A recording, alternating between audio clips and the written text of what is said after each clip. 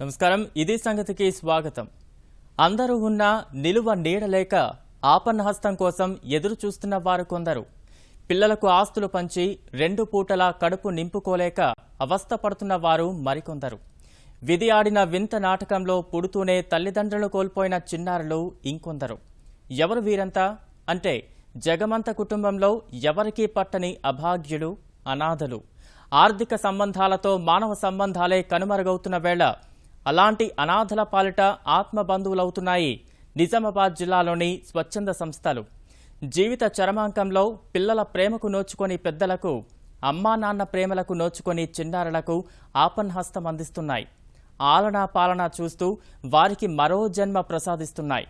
ఇలా అనాథల పాలిట ఆశా దీపాలుగా మారిన స్వచ్ఛంద సంస్థలు మాయమైపోతున్న మానవతా విలువల్ని సజీవంగా బతికిస్తున్నాయి.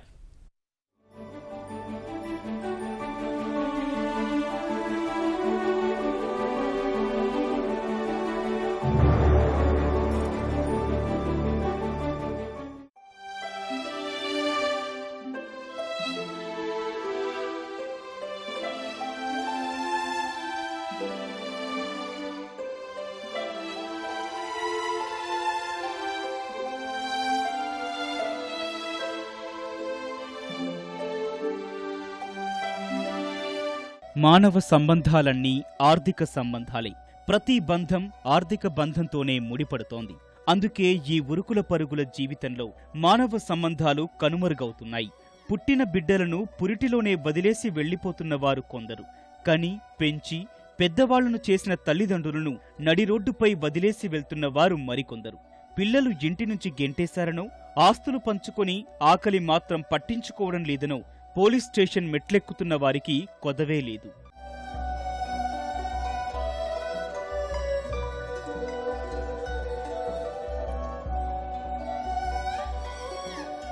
అలాంటి అభాగ్యులెందరికో కొండంత అండగా నిలుస్తున్నాయి అనాథాశ్రమాలు.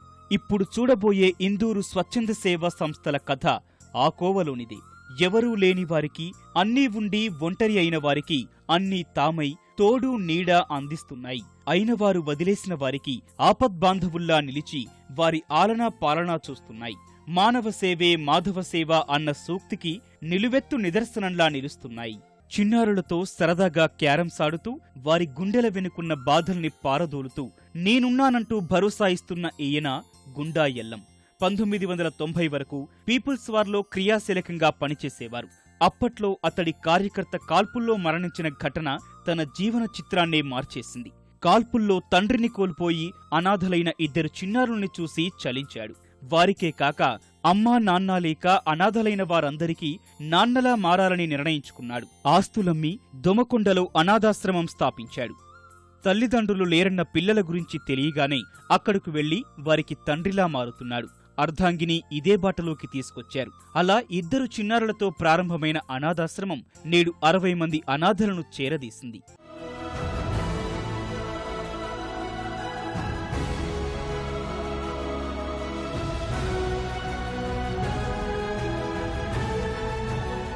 పేపర్లో వచ్చిన వార్తను చూసి అనాథ అయిన వెంటనే ఆ పేరు కనిపించగానే వెంటనే వారి దగ్గరికి వెళ్ళి వారి కౌన్సిలింగ్ చేసి పిల్లల్ని తీసుకొచ్చి చేస్తున్నాం.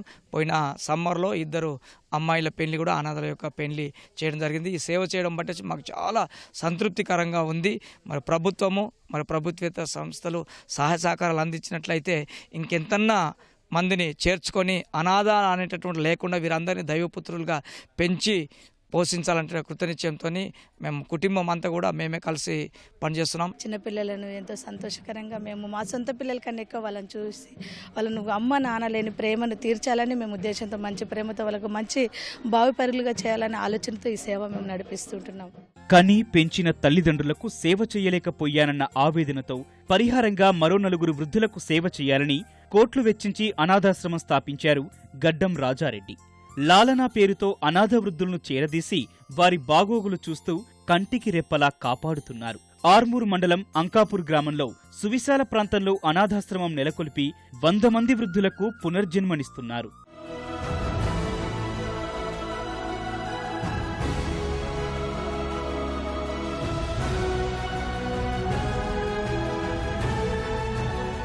పిల్లలు పట్టించుకోక రోడ్డున పడ్డవారిని, జీవిత చరమాంకంలో తోడు నీడా లేక ఒంటరిగా మిగిలిన వృద్ధుల్ని చేరదీసి ఆశ్రయమిస్తున్నారు. సొంత ఖర్చుతో వారికో మంచి జీవితం అందిస్తున్నారు. వారానికోసారి ఆరోగ్య పరీక్షలు చేయిస్తున్నారు. దాతల సాయాన్ని నేరుగా తీసుకోకుండా భోజన రూపంలో సేవ చేసుకునేలా ఏర్పాటు చేశారు రాజారెడ్డి. చిన్నప్పుడు మా అమ్మ నాన్నలను చూసుకోలేదు, చిన్నప్పుడే చనిపోయినారు. సో వాళ్ళ పేరు మీద వాళ్ళను పెద్ద మనుషులు చూసుకోవాలనే ఉద్దేశంతో పెట్టడం జరిగింది. మా ఆమె చనిపోయిన తర్వాత ఎందుకో వృద్ధాశ్రమం పెట్టాలా, పెట్టి అన్ని చోట్ల డబ్బు తీసుకుంటారు, డబ్బులు లేకుండా ఫ్రీ పెట్టరాదా అని ఆలోచించి ఆమె యొక్క అసెట్స్ అని డైల్యూట్ చేసి ఇది స్థాపించడం జరిగింది. దీనికి రమారమి 2 కోట్లు ఖర్చు పెట్టాను. పోలీస్ కానిస్టేబుల్, విశ్రాంత ఉద్యోగి, ప్రభుత్వాసుపత్రిలో ఉద్యోగి, ప్రభుత్వ ఉపాధ్యాయులు వీళ్ళందరి వృత్తులు వేరు కావచ్చు, కానీ ప్రవృత్తి మాత్రం ఒక్కటే. పని ఒత్తిడిలో పడి కుటుంబానికే సమయం కేటాయించలేకపోతున్న ఈ రోజుల్లో ఈ ప్రభుత్వ ఉద్యోగులు సామాజిక సేవలో తరిస్తున్నారు. వృద్ధాప్యంలో కన్నపిల్లల ప్రేమకు నోచుకోని వారికి చేయూతనిస్తున్నారు. కళ్ల ముందే వృద్ధ మహిళ పడుతున్న వేదన చూసి చెలించిన పోలీస్ కానిస్టేబుల్ మోహన్ చిన్ననాటి స్నేహితులతో కలిసి 2012లో వర్ణి మండలం చింతకుంటలో అనాథ వృద్ధుల ఆశ్రమానికి అంకురార్పణ చేశారు. ప్రతి నెల 1500 వరకు చందాలు వేసుకుని వృద్ధులకు కావలసిన వసతులు ఏర్పాటు చేస్తున్నారు. 2 పూటలా భోజనం, పాలు, పండ్లు వంటి సౌకర్యాలు ఏర్పాటు చేసి మానవత్వం చాటుకుంటున్నారు.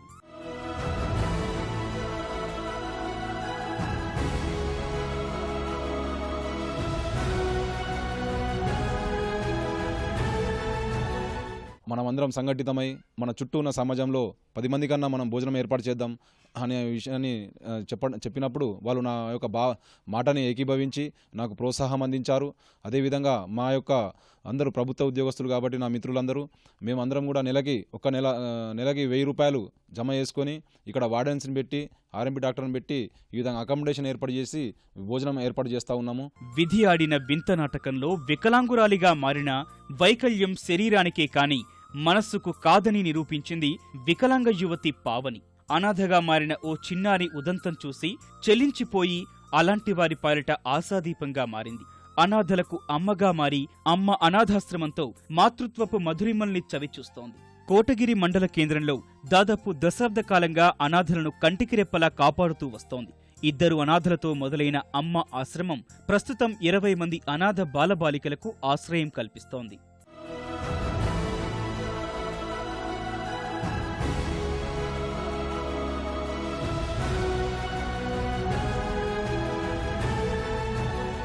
ఆ 2తో మార్చి 12 ఆశ్రమాన్ని స్టార్ట్ చేసాం 2010. 6 నెలలు అవ్వగానే ఇంకో 2 వచ్చారు. భారం అనిపించలేదు. వాళ్ళతో అమ్మ అని పిలిపించుకోవడం, వాళ్ళు మామూలుగా ఉండడం, అవన్నీ చూసేసరికి చాలా హ్యాపీ అనిపించింది. ఆ 4 వచ్చారు. 4 అయినా ఏమనిపించలేదు. దాతలు కొంచెం హెల్ప్, మేము కష్టపడేది సరిపోతూ వచ్చింది. అలాగే 6 సంవత్సరాలు ఇప్పటికీ 6 సంవత్సరాలకి 20 మంది పిల్లలు అయ్యారు. స్వచ్ఛంద సంస్థలే కాదు, ప్రభుత్వ యంత్రాంగం సైతం సామాజిక సేవలో మేము సైతం అంటూ ముందుకొస్తోంది. నిజామాబాద్ జిల్లా కలెక్టర్గా బాధ్యతలు స్వీకరించిన యోగితా రాణా సరికొత్త కార్యక్రమానికి శ్రీకారం చుట్టారు. మతిస్థిమితం లేక రోడ్లపై పిచ్చిగా తిరుగుతూ ఆకలితో అలమటిస్తున్న వారిని అక్కున చేర్చుకునేందుకు ఎక్కడా లేని విధంగా మరో జన్మ పేరుతో నూతన కార్యక్రమానికి శ్రీకారం చుట్టారు. నిజామాబాద్ జిల్లా కేంద్రం సహా ఆర్మూర్, కామారెడ్డి, బోధన్ వంటి పట్టణాల్లో మతిస్థిమితం కోల్పోయిన వ్యక్తుల్ని చేరదీస్తున్నారు. అందుకోసం ప్రత్యేక యంత్రాంగాన్ని ఏర్పాటు చేశారు. అలా దాదాపు 20 మంది మతిస్థిమితం కోల్పోయిన వారిని మళ్లీ మామూలు స్థితికి తీసుకువచ్చేందుకు మానసిక వైద్యులు, ఇతర అధికారుల సాయంతో మానసిక వికలాంగుల్ని అన్నీ తామై సాకుతున్నారు.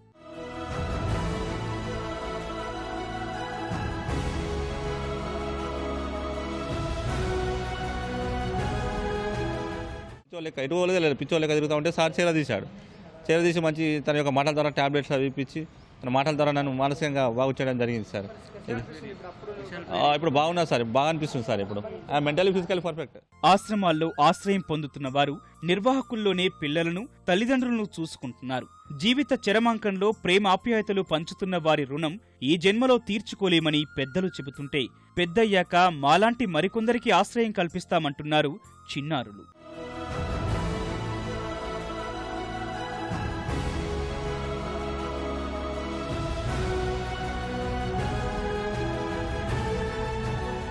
నాకు ఎవరు లేరయ్యా, నాకు ఎవరు లేక వచ్చినా ఇప్పుడు 3 ఏళ్ళు వెళ్ళి 4 ఏళ్ళు పడతాయి. నా కాలు సుత ఆపరేషన్ చేయించిన సారు ఇప్పటిదాకా తనే పెడుతుండు మందులు సుత. 2 కొడుకులు మాకు అన్నం పెట్టకనే మేము చాలా కష్టపడి ఇటుకు వచ్చినాం. సార్ అన్నం పెడతాడు. ఇక్కడ నేను మంచి చదువుకుంటున్నాను. ఇక్కడ మాకు ఎలాంటి లోటు లేవు. మాకు ఏవి కావాలన్నా వీళ్ళు ఇస్తున్నారు. మాకు అమ్మ నాన్న లేని లోటు తీసేసి. మా అమ్మ చనిపోయిన తర్వాత ఇక్కడ అనాథాశ్రమం ఉన్నదంటే ఇక్కడ వచ్చి మమ్మల్ని చేర్పించారు. ఇక్కడ మేము ఏ లోటు లేకుండా ఆనందంగా ఉంటున్నాము. ఇక్కడే మమ్మీ డాడీ అని మేము పిలుస్తున్నాం. మా అమ్మ నాన్న చిన్నప్పుడు చనిపోయారు. అనాథాశ్రమం ఉందని తెలిసి మా మామాడికి చేర్పించిండు. ఏ మాత్రం తీరుస్తారు. మాకు అమ్మ నాన్న ఏమనకుండా వీళ్ళే అమ్మ నాన్న అనుకొని మేము అమ్మ నాన్న రోజు ఇక్కడ బాగా చూసుకుంటున్నారు. ఫుడ్ కూడా బాగుంది. అంతా బాగా చూసుకుంటున్నారు. ఒక సొంత పిల్లలా చూసుకుంటున్నారు. తల్లి కంటే ఎక్కువ చూసుకుంటుంది. నేను చాలా చిన్నప్పుడు వచ్చాను. మా అమ్మ నాన్న చిన్నప్పుడు చనిపోయారు. ఇక్కడ బాగా చూసుకుంటున్నారు. ప్రార్థించే పెదవుల కన్నా సాయం చేసే చేతులే మిన్న అంటూ అనాథలకు ఆత్మబంధువులుగా మారుతున్న వారు తెలుగునాట శ్రీకాకుళం నుంచి ఆదిలాబాద్ వరకు ప్రతి చోటా కనిపిస్తారు. వారి ఔదార్యం నిజంగా ఆదర్శనీయం, అభినందనీయం.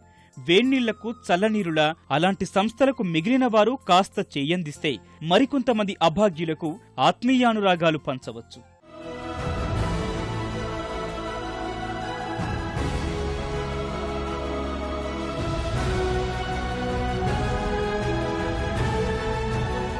జగమంత కుటుంబంలో ఏకాకులైన వారు కొందరు, అందరూ ఉండి అన్నార్థులైన వారు ఇంకొందరు.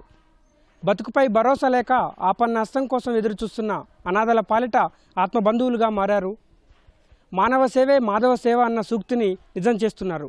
మాయమైపోతున్న మానవత్వాన్ని బతికిస్తున్నారు. కెమెరామెన్ మనోజ్తో లింగయ్య, ఈటీవీ న్యూస్, నిజామాబాద్.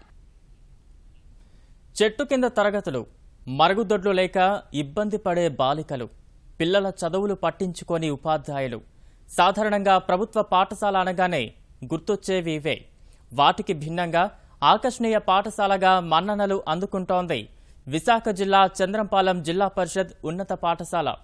స్వచ్ఛ విద్యాలయంగా ప్రైవేటు పాఠశాలల వెంట పరుగులు పెడుతూ చదువు కొనుక్కోవాల్సిన దుస్థితి తప్పించే ప్రత్యామ్నాయం చూపిస్తోంది. జ్ఞానం అందించే అనుభవజ్ఞులైన ఉపాధ్యాయులు, విజ్ఞానం పెంపొందించే డిజిటల్ విద్యా బోధన, శారీరక మానసిక దారుఢ్యం కలిగించే క్రీడా సాంస్కృతిక ప్రోత్సాహం, ఇలా అన్నింటా ముందుంటూ వేల మంది పిల్లలకు చదువుల నీడగా నిలుస్తోంది. పిల్లలకు బంగారు భవిష్యత్తు అందించాలన్న తల్లిదండ్రుల కల సాకారం చేసే బాధ్యత నిండు మనసుతో స్వీకరించిన ఉపాధ్యాయులు, పాఠశాల రూపురేఖలు సమూలంగా మార్చిన దాతల దాతృత్వం, ప్రగతి పదంలో ముందుకెళ్తున్న పాఠశాలను మరింత అభివృద్ధి చేసే దిశగా ప్రభుత్వం చొరవ అన్నీ కలిసి ఇప్పుడు ఆ విద్యాలయాన్ని ఆదర్శ నమూనాగా మార్చాయి.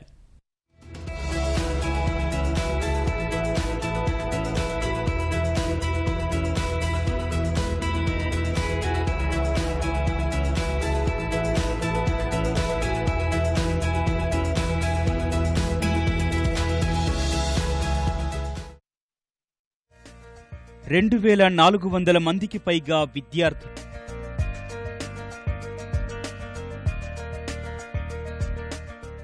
డిజిటల్ తరగతులు, క్రీడా మైదానాలు.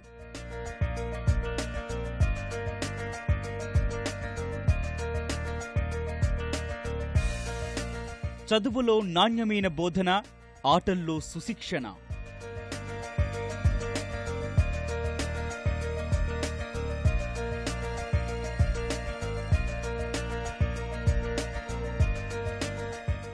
కృషి, పట్టుదల ఉంటే ప్రభుత్వ పాఠశాలల్ని ఎంత అద్భుతంగా తీర్చిదిద్దవచ్చో కళ్లకు కడుతోంది చంద్రంపాలెం జెడ్పీ పాఠశాల.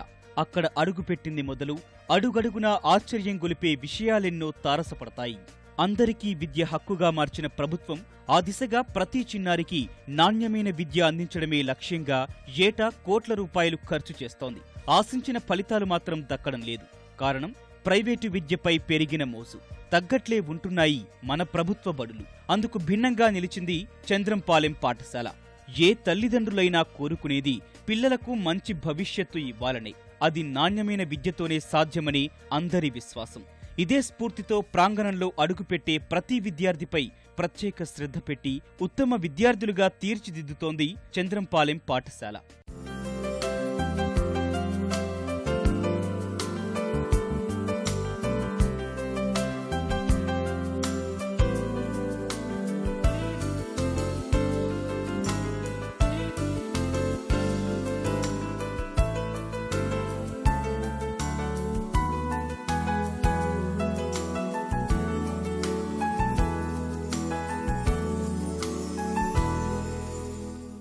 సాయం అందించే చేతులు కలిస్తే అద్భుతాలు సృష్టించవచ్చు అనడానికి నిదర్శనం ఈ పాఠశాల.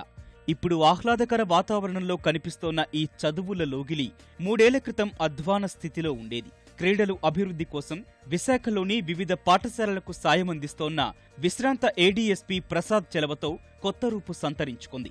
చంద్రంపాలెంలో అడుగుపెట్టిన ప్రసాద్ ముళ్లపొదలు, బురదతో నిండిన చెరువు, ప్రహారీ గోడ, మూత్రశాలలు లేకుండా కనిపించిన పాఠశాల అభివృద్ధికి సంకల్పించారు. దాతల సహకారంతో ఊహించని స్థాయిలో ఆ పాఠశాలలో ₹1.5 కోట్ల ఖర్చుతో అభివృద్ధి పనులు జరిగాయి.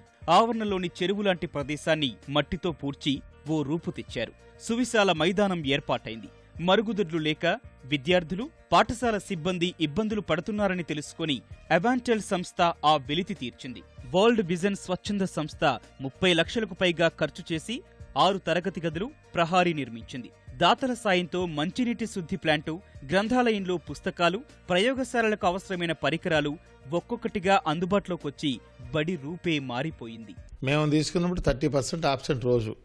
అంటే వాళ్ళు ఏదో కూలి పనికి వెళ్ళి వాళ్ళని పెయింటింగ్కి వెళ్ళేవాళ్ళు, వెల్డింగ్కి వెళ్ళేవాళ్ళు, కూలి పనికి వెళ్ళేవాళ్ళు, పిల్లలు 10th క్లాస్ పిల్లలు బడి మానేసి. అటువంటిది ఇవాళ 0 ఆబ్సెన్సీ. అంటే ఎవరైనా ఆబ్సెంట్ అయితే మెడికల్గా జ్వరం వచ్చో, దగ్గు వచ్చో, జలుబు వచ్చో తప్ప ఇవాళ స్కూల్లో ఆబ్సెంట్ లేరు. చంద్రంపాలెం పాఠశాల విజయంలో దాతల దాతృత్వమే కాక విద్యార్థులను ఉత్తమంగా తీర్చిదిద్దాలన్న ఉపాధ్యాయుల తపన ఉంది. 10వ తరగతికి వచ్చే వారికి వేసవిలో బ్రిడ్జి కోర్సు నిర్వహణ, సాయంత్రం అదనపు శిక్షణ ఎంతో ఉపకరించింది. ఆ ఫలితాలు గమనించి మరెందరో తల్లిదండ్రులు తమ పిల్లలను ఈ పాఠశాలకు పంపడానికి ఆసక్తి కనబరుస్తున్నారు. ఒకే ఏడాదిలో 1000 మంది చిన్నారులు ఇక్కడ చేరారు. ప్రస్తుతం చంద్రంపాలెం పాఠశాలలో 2442 మంది పిల్లలు తెలుగు, ఆంగ్ల మాధ్యమాల్లో విద్యను అభ్యసిస్తున్నారు. అమ్మాయిలకి చాలా ప్రాబ్లమ్స్ ఉంటాయి. టీచర్స్, సార్స్ అన్నీ అర్థం చేసుకుని అమ్మాయిలకి నాప్కిన్స్ అవన్నీ కూడా అన్నీ బాగానే ఉన్నాయి సార్. మా కష్టాలన్నీ అర్థం చేసుకుని మంచి అవసరాలు తీరుస్తున్నారు సార్. మా స్కూల్లో చాలా స్పెషాలిటీస్ ఉన్నాయి సార్. ముఖ్యంగా మాకు అమ్మాయిలకి అనేక ప్రాబ్లమ్స్ ఉంటాయి కదా సార్, అవి టీచర్స్తో అయినా సార్స్తో అయినా షేర్ చేసుకునే విధంగా ఉంటుంది సార్. ప్రైవేటు పాఠశాలలకు ఏమాత్రం తగ్గని రీతిలో ఉంటుంది ఇక్కడ విద్యాబోధన.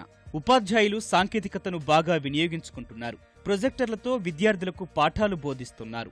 30 తరగతి గదులుంటే ఒక్కో గదిలో సుమారు 100 మంది విద్యార్థులుంటున్నారు. వారందరికీ పాఠం అర్థమయ్యేలా వివరించేందుకు రికార్డింగ్ మైక్రోఫోన్ సాయంతో పాఠాలు బోధిస్తున్నారు. విద్యార్థులు సెలవులో ఉన్నా వారు రికార్డైన పాఠాన్ని వినే అవకాశం కల్పిస్తున్నారు. కార్పొరేట్ స్కూల్కి ఏమాత్రం ధీటుగా ఈ స్కూలు పిల్లలు చదువుకోవడం, తర్వాత ఆటల్లోనూ పాటల్లో కూడా చక్కగా ఉత్సాహవంతంగా పాల్గొనడం చాలా జరుగుతుందండి. విద్యార్థుల్లో నైపుణ్యం మరింత పెంచేందుకు ఇక్కడ ప్రత్యేక చర్యలు తీసుకుంటారు. కార్పొరేట్ పాఠశాలను తలపించే విధంగా పెద్ద గ్రంథాలయం, ప్రయోగశాల సమకూర్చుకున్నారు. సైన్స్ ల్యాబ్ అనేది మామూలుగా జనరల్గా మనం కార్పొరేట్ స్కూల్లో చూస్తాం. ఇది జిల్లా పరిషత్ స్కూల్ అయినా సరే మాకు చాలా పెద్ద సైన్స్ ల్యాబ్ ఉంది. ఇది మాకు చాలా విధాలుగా ఉపయోగపడుతుంది. ప్రత్యేకంగా యోగా సాధన కేంద్రం ఏర్పాటు చేసుకున్నారు. సాంస్కృతిక అంశాలపైన ఉపాధ్యాయులు ప్రత్యేక శ్రద్ధ కనబరుస్తున్నారు. 80 మంది విద్యార్థులకు సంగీతం, కూచిపూడిపై శిక్షణ ఇస్తున్నారు.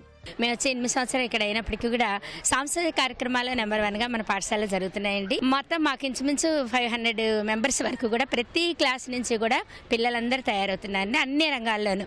చంద్రంపాలెం పాఠశాలలో ఎన్నో ప్రత్యేకతలున్నాయి. ఆలోచింపజేసే వర్ణ చిత్రాలు, మంచి ఆలోచన పెంపొందించే సందేశాలు చంద్రంపాలెం పాఠశాలలో అడుగడుగునా తారసపడతాయి.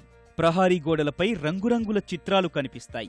అందంగా కనిపించడమే కాక ఎంతో సమాచారం, మరెంతో విజ్ఞానం అందించేలా వాటిని చిత్రీకరించారు. ప్రవేశద్వారం వద్ద కనిపించే బుద్ధుడి విగ్రహం, పచ్చని చెట్లు, రంగురంగుల పూల మొక్కలు ఆకర్షిస్తాయి. చెట్ల కింద విద్యార్థులు కూర్చునేందుకు వీలుగా కట్టిన గట్లు, వాటి చుట్టూ అందంగా వేసిన చిత్రాలు ప్రత్యేకంగా ఉంటాయి. పాఠశాలలో ఉన్న బ్లాకులకు స్వామి వివేకానంద, గాంధీ, కలాం వంటి మహనీయుల పేర్లు పెట్టారు. ఇలా పిల్లల్లో దేశభక్తి, సామాజిక స్పృహ పెంపొందించేలా పాఠశాలలో అనేక అంశాలు అడుగడుగునా కనిపిస్తుంటాయి. తెలుగు తేజం అనే ఒక సంస్థ ఇక్కడ ఏర్పాటు చేశాము. ఆ సంస్థ ద్వారా పిల్లలలో ఉన్న సృజనాత్మకత అంతటిని కూడా వెలికి తీయడం కోసం పిల్లలకి అంటే కవితలు, కథలు ఇవన్నీ రాయించడం చేస్తూ ఉంటుంటాము. ఆ విధంగా మీరు దేని మీద రాయమన్నా సరే మా స్కూల్లో పిల్లలు దేని గురించి అయినా సరే రాసేయగలరు. స్వచ్ఛ స్ఫూర్తిలోనూ చంద్రంపాలెం పాఠశాల ప్రత్యేక శ్రద్ధ కనబరుస్తోంది. విద్యా ప్రాంగణమంతా శుభ్రంగా ఉంచుకోవాలన్న సంకల్పంతో పిల్లలంతా కలిసి స్వచ్ఛ పాఠశాల అమలు చేస్తున్నారు. బృందాలుగా ఏర్పడి ప్రతి తరగతి గదిని వారే శుభ్రం చేస్తారు. పచ్చదనం పెంపొందించడం పైన ప్రత్యేక దృష్టి పెట్టారు. 1000కి పైగా మొక్కలు పెంచుతున్నారు. ఉపాధ్యాయుల సహకారంతో రసాయనాలు వినియోగించకుండా సేంద్రియ పద్ధతిలో కాయగూరలు, ఆకుకూరలు పండిస్తున్నారు. మధ్యాహ్నం భోజనం పథకానికి వినియోగిస్తున్నారు. మరి స్వచ్ఛ విద్యాలయం అంటే మా స్కూల్ ఒక మంచి ఉదాహరణగా మేము చెప్పొచ్చండి. స్వచ్ఛ విద్యాలయం గురించి మరి రీసెంట్గా మరి చంద్రబాబు నాయుడు గారు కూడా వచ్చి మా స్కూల్ని విజిట్ చేశారు. మరి ఆయన మా స్కూల్ గురించి కూడా ఎన్నో మంచి మాటలు, మరి మా స్కూల్ ఒక ఉన్నత స్థానంలో ఉందని మరి ఆయన చెప్పడం అది మాకు గర్వకారణంగా మేము భావిస్తున్నాం. మొత్తం మాకు 30 సెక్షన్స్ ఉన్నాయండి. ప్రతిరోజు కూడా వీళ్ళందరూ కూడా గ్రూప్ వైజ్గా చేసి రోజుకి 15 మంది స్వచ్ఛ భారత్లో పాల్గొంటున్నారు. ఈ స్వచ్ఛ భారత్తో పాటు మేము ప్రత్యేకించి కిచెన్ గార్డెన్ అని ఒకటి ఏర్పాటు చేసుకున్నాం. Flowering garden, kitchen garden. వర్షపు నీరు వృధాగా పోకుండా ప్రతి నీటి బొట్టు భూమిలో ఇంకే విధంగా పెద్ద ఇంకుడు గుంత ఏర్పాటు చేశారు. వాటితో భూగర్భ జలాలు ఎలా పెరుగుతాయో విద్యార్థులకు అవగాహన కల్పిస్తున్నారు. సౌర విద్యుత్ వినియోగంలోనూ చంద్రంపాలెం పాఠశాల ముందు నిలిచింది. 12 లక్షల ఖర్చుతో 10 కిలోవాట్ల సామర్థ్యంతో పాఠశాల భవనంపై సౌర, పవన విద్యుదుత్పత్తికి ఏర్పాట్లు చేశారు. పాఠశాల అవసరాలు తీరగా మిగిలిన విద్యుత్ అమ్ముకునేందుకు గ్రిడ్కు అనుసంధానం చేశారు. వచ్చే ఆదాయం పాఠశాల అభివృద్ధికి వినియోగిస్తున్నారు. స్థానికులు, తర్వాత వివిధ స్వచ్ఛంద సంస్థలు, కార్పొరేట్ ఆర్గనైజేషన్స్ ఇవన్నీ కూడా మరి CSR స్కీమ్ కింద స్కూల్ డెవలప్మెంట్ చేద్దామనే దృష్టిలో వాళ్ళందరూ వాళ్ళ ఆర్థిక సహాయం కాంట్రిబ్యూషన్తో మరి దాదాపు 1,50 లక్షల వరకు మనకి అభివృద్ధి పనులు జరిగాయి గత 3 సంవత్సరాలుగా. మరి ఒకేసారి 1000 మంది పెరగడానికి కారణం ఈ స్వచ్ఛంద సంస్థలు, తర్వాత మా TSR ప్రసాద్ గారు చేసిన కృషి, అకాడమిక్ సైడ్ చేసిన మా స్టాఫ్ తాలూకు కృషి అని నేను చెప్పడానికి ఎంతో గర్వపడుతున్నాను. చంద్రంపాలెం పాఠశాలలో క్రీడల అభివృద్ధికి అనేక వసతులున్నాయి. 3 ఎకరాల మైదానంలో బాస్కెట్బాల్ కోర్టు సహా రన్నింగ్ ట్రాక్ సౌకర్యం ఉంది. ఫ్లడ్ లైట్ల వెలుగులో ఆడుకునే సౌకర్యం ఉంది. క్రీడల అభివృద్ధిపై ప్రత్యేకంగా దృష్టి సారించిన TSR ప్రసాద్ మౌలిక వసతుల కల్పనతో పాటు విద్యార్థులకు ₹1000 విలువైన స్పోర్ట్స్ షూలు అందిస్తున్నారు. వివిధ క్రీడల్లో ఇప్పటికే జాతీయ స్థాయిలో చంద్రంపాలెం పాఠశాల సత్తా చాటింది. మరి మా పిల్లలు లాస్ట్ టైము మరి బాక్సింగ్ అని, బాస్కెట్ బాల్ అని, మరి తైక్వాండో అని ఈ విభాగాల్లో నేషనల్స్ 3 ఆడారు. మరి ఈ ఏడాది కూడా 6 మంది నేషనల్స్ ఆడడం జరిగింది. అన్ని క్రీడల్లో ఖోఖోలో అయితే సుమారు మాకు స్టేట్ కూడా ఆడడం జరిగింది. మాకు స్కూల్లో గేమ్స్ విషయంలో షటిల్ బ్యాట్స్, ఇంకా బాల్స్, వాలీబాల్స్, త్రో బాల్స్ అన్నీ కూడా మాకు TSR ప్రసాద్ సార్ ఇంకా అధినేతలు ఎన్నో దానం చేశారు. మేము స్పోర్ట్స్లోకి 6th క్లాస్ నుంచి వస్తున్నాము.